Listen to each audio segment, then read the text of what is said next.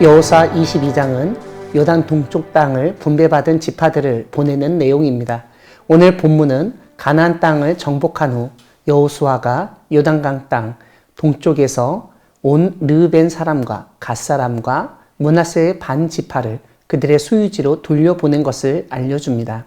그들이 하나님의 말씀을 순종하여 책임을 다한 것을 치하하고 그들이 돌아가서 하나님의 모세를 통하여 명령한 율법을 지키도록 당부하고 하나님만을 섬기라고 가르치고 축복하며 돌려보냈습니다. 8절을 보면 이렇게 돌려보낼 때 므낫세 반지파 같은 경우 심이 많은 가축과 은, 금, 구리, 쇠, 심이 많은 의복을 가지고 돌아가게 되었습니다.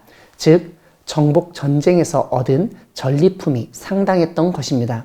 그런데 10절을 자세히 보면 르우벤과 므낫세 반지파가 요단 언덕가에 제단을 쌓는데 엄청난 큰 제단을 쌓았다고 알려줍니다. 여기서 갓 지파는 빠졌지만 11절에서는 이스라엘 자손의 갓 자손도 언급됩니다.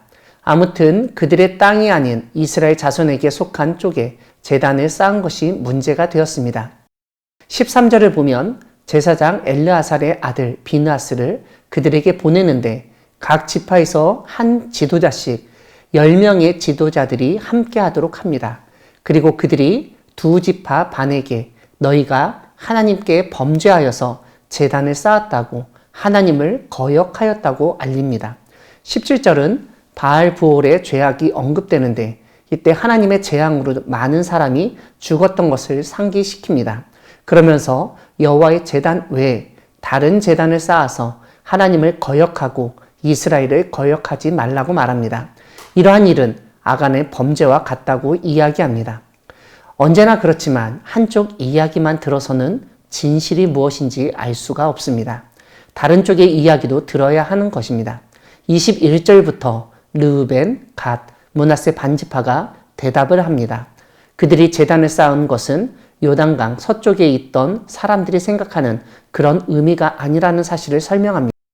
그러면서 자신들이 제단을 쌓은 이유를 설명합니다. 하나님이 요단강으로 경계를 삼으셨기 때문에 요단강 서쪽에 대해서는 나중에 하나님으로부터 받을 분깃이 없다고 여길 수 있는 여지가 있기 때문에 그들이 가나안 전쟁, 요단강 서편 땅을 정복할 때 함께 싸웠고 관계의 증거가 되게 하며 무엇보다 요단강 동편에 살지만 요단강 서쪽에서도 얻을 분깃이 있다는 점을 나타내기 위한 제단이라는 점을 알립니다. 이렇게 요단강 동편의 두 지파 반이 변호하자 제사장 비느하스와 함께한 지도자들이 그 말을 듣고 좋게 여겼습니다. 그래서 제사장 엘르아살의 아들 비느하스가 르벤 자손과 갓 자손과 므낫세 자손에게 그들이 하나님께 죄를 짓지 않았다고 선언합니다. 이렇게 제사장 엘르아살의 아들 비느하스와 지도자들이 길르앗 땅에서 돌아와 이스라엘 자손에게 보고하였고 이 일이 이스라엘 자손을 즐겁게 하였다고 합니다. 34절은 르벤 자손과 갓 자손이 그 제단의 이름을 에시라고 불렀는데 여호와께서 하나님이 되시는 증거라는 의미를 담고 있습니다.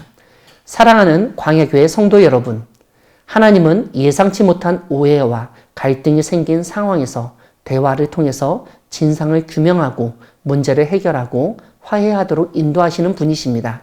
우리는 오늘 본문의 이야기를 통해서 요단강 서편과 동편의 지파들이 오해를 통해서 갈등이 일어나고 그것을 어떻게 해결하여 화해가 이루어졌는지를 볼 수 있습니다.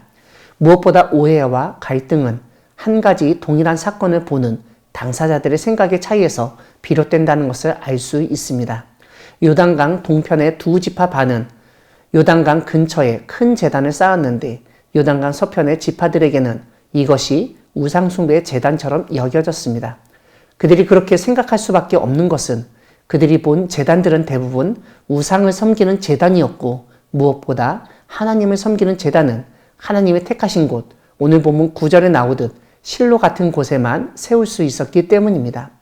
정해진 장소도 아니고 그 제단의 용도가 불분명하다 보니 오해가 생기고 요단강 서편과 동편 지파 사이에 갈등이 생기게 되었습니다. 이러한 오해와 갈등이 생겨났을 때 요단강 서편의 지파들은 지도자들을 모아서 그 일의 진상을 조사하도록 보냅니다.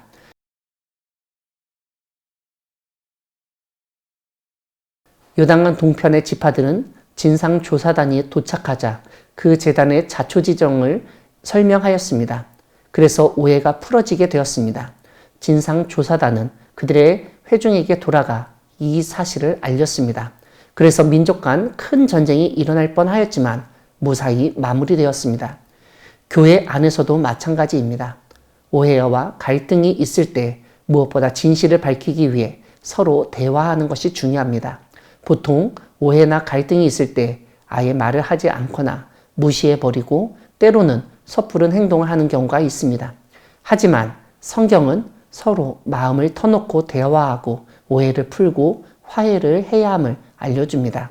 성도들은 화목하게 하는 사명을 받은 사람들입니다. 가정과 교회, 우리 사회 안에서 오해를 풀어 화해를 이루는 우리 모두가 되기를 소망합니다. 아멘.